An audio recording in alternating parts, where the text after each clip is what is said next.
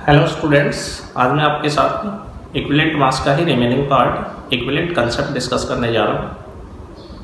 जैसा कि पहले मैंने डिस्कस किया था, सभी केमिकल रिएक्शन उनके नंबर ऑफ ग्राम इक्विवेलेंट्स के बेसिस पर प्रोसीड होती हैं, उनके इक्विवेलेंट मास के बेसिस पर प्रोसीड होती हैं, ना कि नंबर ऑफ मॉलिक्यूल्स या नंबर ऑफ मोल्स के बेसिस पर।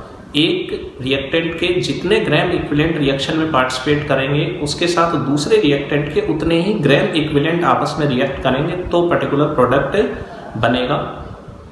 तो इक्विवेलेंट कंसेप्ट क्या होता है? Let us start. Equivalent concept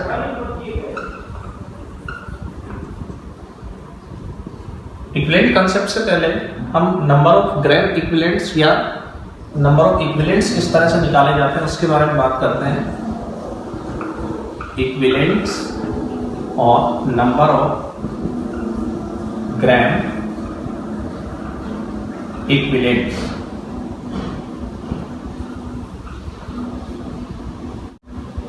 is equal to given mass और अमाउंट of substance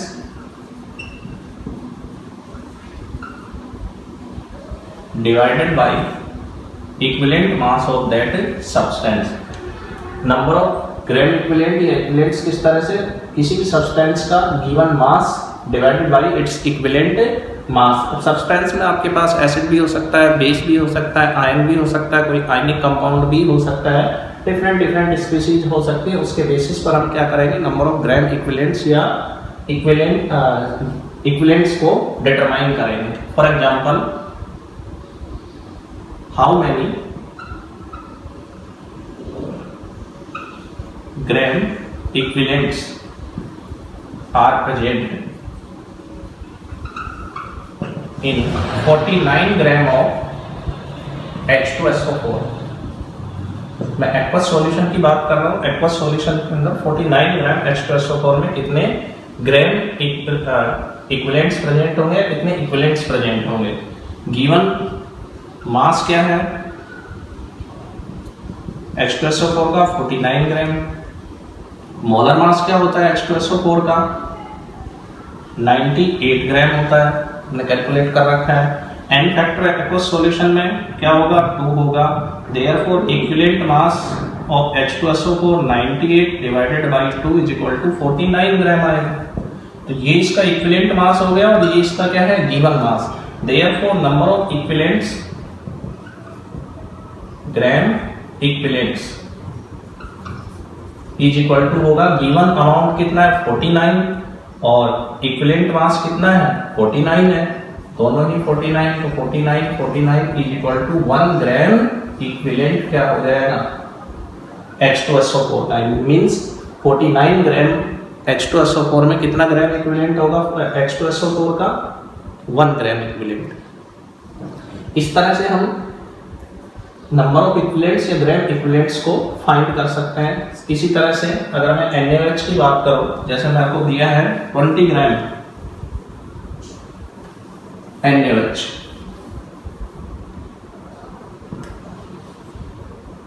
NaOH, इसमें कितने ग्राम इक्विवेलेंट होंगे? तो गिवन मास क्या है? 20 ग्राम।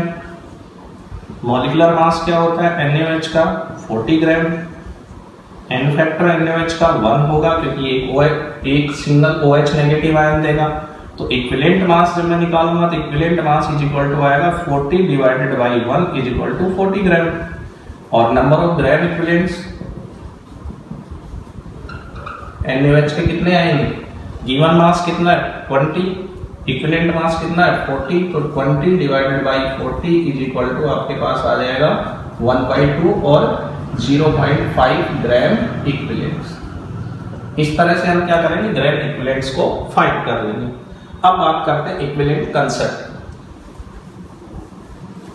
What is equivalent concept? जैसा कि स्टार्टिंग में मैं डिस्कस कर चुका हूं कि जो केमिकल रिएक्शंस हैं they all proceed in terms of their gram equivalents. एक रिएक्टेंट के जितने ग्राम इक्विवेलेंट रिएक्शन में इन्वॉल्व हो रहे हैं, दूसरे रिएक्टेंट के भी उतने ही ग्राम इक्विवेलेंट रिएक्शन में इन्वॉल्व होंगे, this is called equivalent concept. For example, मैं एक एग्जांपल लेकर के चल रहा हूं जिसकी हम इक्विवेलेंट मास में भी बात कर चुके हैं। We have H2SO4 plus NaOH।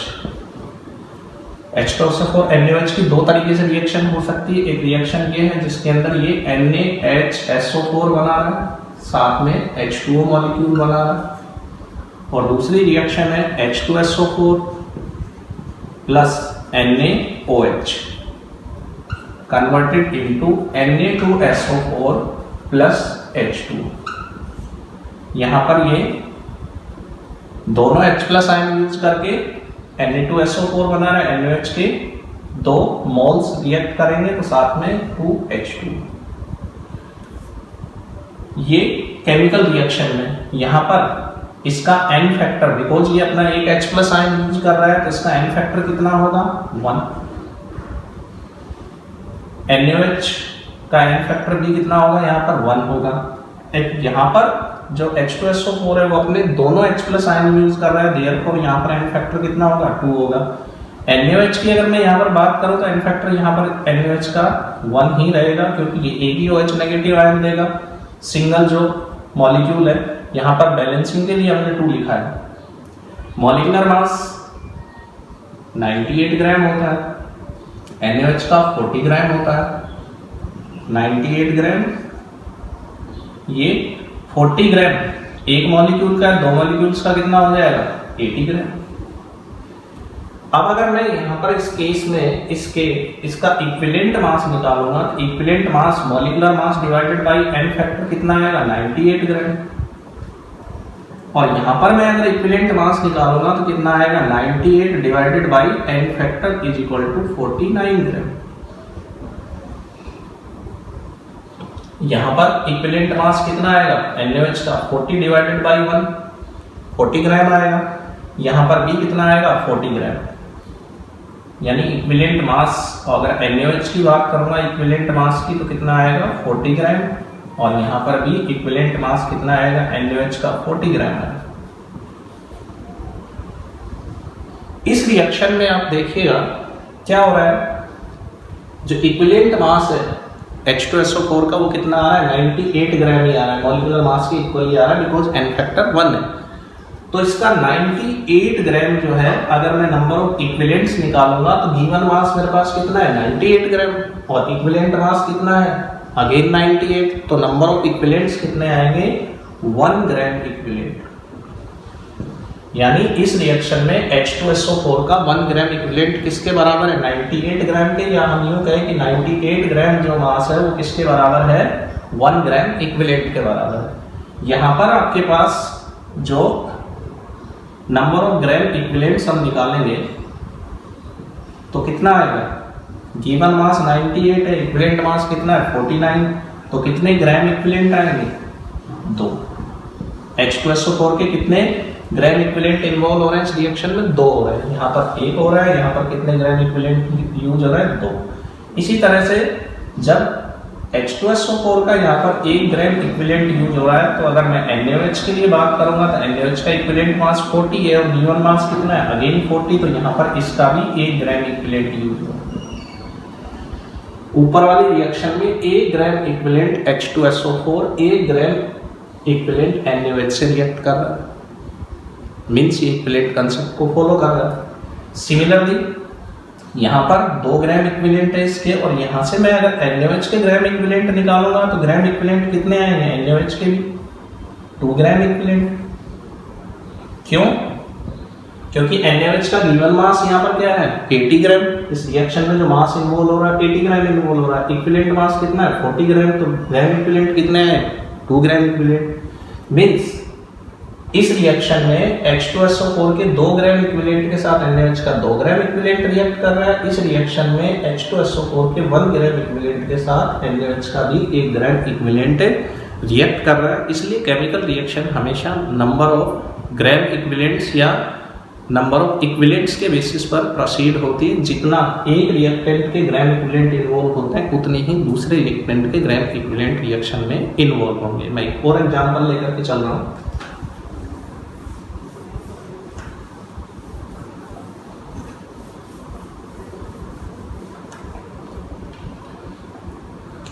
H3PO4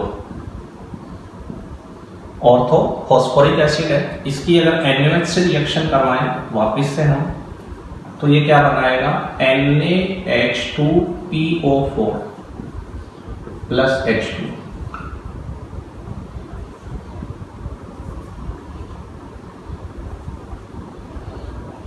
H3PO4 plus NaOH, Na2HPO4 plus 2H2, H3PO4 plus NaOH, Na3PO4 plus 3H2, क्या बैलेंसिंग में 3 आ जाएगा। अगर मैं यहाँ पर एन फैक्टर की बात करूं तो यहाँ पर जो ऑर्थोफॉस्फोरिक एसिड है H3PO4 है, वो अपना एक H+ आयन यूज कर रहा है, देयरफॉर इसका एन फैक्टर कितना होगा, 1। NaOH का भी एन फैक्टर कितना रहेगा, 1 रहेगा। यहाँ पर ये अपने 2 H+ आयन यूज कर रहा है रिएक्शन में, तो एन फैक्टर कितना आएगा, 2 आएगा। यहाँ पर NaOH का 1 ही रहेगा एन फैक्टर, और यहाँ पर एन फैक्टर इसका, क्योंकि ये तीनों H+ आयन को यूज कर रहा है, तो 3 आ जाएगा, और NaOH के लिए यहाँ पर 1 ही रहेगा। मॉलिक्यूलर मास की अगर मैं बात करूं तो H3PO4 का जो मॉलिक्यूलर मास है वो 98 ग्राम होता है। हाइड्रोजन का 3, फॉस्फोरस का 31, 34 और 64, ऑक्सीजन का टोटल 98 ग्राम। यहाँ पर कितना है, 40 ग्राम मॉलिक्यूलर मास। यहाँ पर भी 98 ग्राम है, यहाँ पर 80 ग्राम, यहाँ पर भी 98 ग्राम है, और यहाँ पर इसका 120 ग्राम।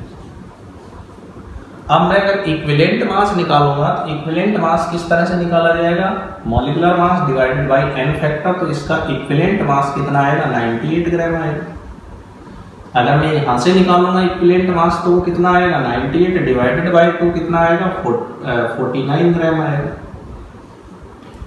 और अगर मैं यहां से निकालूंगा तो इक्विवेलेंट मास divided bye molecular mass divided bye 3 कितना आ जाएगा, अप्रॉक्स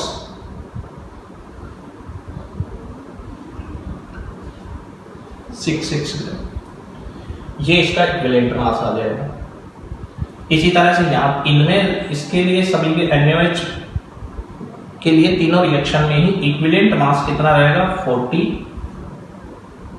यहाँ पर भी इक्विवेलेंट मास कितना रहेगा, 40 ग्राम, और यहाँ पर भी कितना रहेगा, equivalent mass is equal to 40 gram.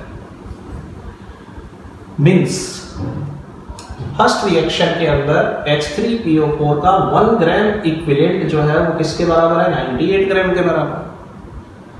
Second reaction में जो H3PO4 का 1 ग्राम इक्विवेलेंट है वो 49 ग्राम के बराबर है, तो 98 ग्राम में कितने ग्राम इक्विवेलेंट हो जाएंगे, 2।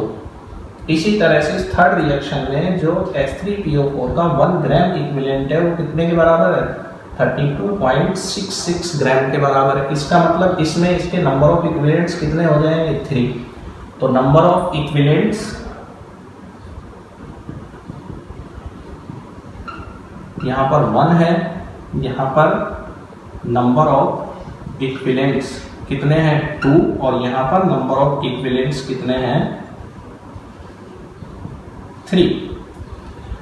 NaOH की अगर मैं बात करूं तो यहाँ पर गिवन मास 40 है, इक्विवेलेंट मास भी 40 है, तो नंबर ऑफ इक्विवेलेंट्स कितने हो जाएंगे, इक्विवेलेंट्स इज इक्वल टू 1। इसमें इक्विवेलेंट्स कितने हो जाएंगे, 2, क्योंकि गिवन मास कितना है आपके पास 80, और यहाँ पर इक्विवेलेंट्स कितने हो जाएंगे, 3। ग्राम्स में अगर रिप्रेजेंट करूं तो ग्राम ग्राम, और ये भी ग्राम, और ये भी ग्राम्स, और ये भी ग्राम्स में, और ये भी। तीनों रिएक्शन इक्विवेलेंट कंसेप्ट के अकॉर्डिंग प्रोसीड हो रही है। 1 ग्राम इक्विवेलेंट 1 ग्राम इक्विवेलेंट से रिएक्ट कर रहा है, 2 ग्राम इक्विवेलेंट 2 ग्राम इक्विवेलेंट से रिएक्ट कर रहा है,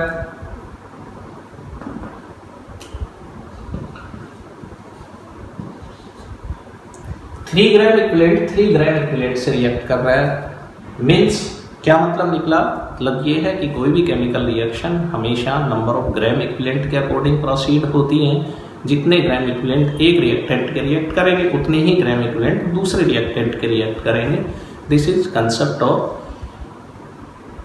इक्विवेलेंट मास का कंसेप्ट है किस तरह से बड़ा इंपॉर्टेंट है। केमिकल रिएक्शंस में इसकी बहुत ज़्यादा इंपॉर्टेंस होती है क्योंकि सभी केमिकल रिएक्शन इसी के अकॉर्डिंग प्रोसीड होती हैं। इक्विवेलेंट मास की एप्लीकेशन नॉर्मेलिटी कैलकुलेट करने में, इसके अलावा केमिकल रिएक्शंस के अंदर कितनी इंपॉर्टेंस है ये अब आपको समझ में आ गई होगी। आज के लिए इतना ही, थैंक यू।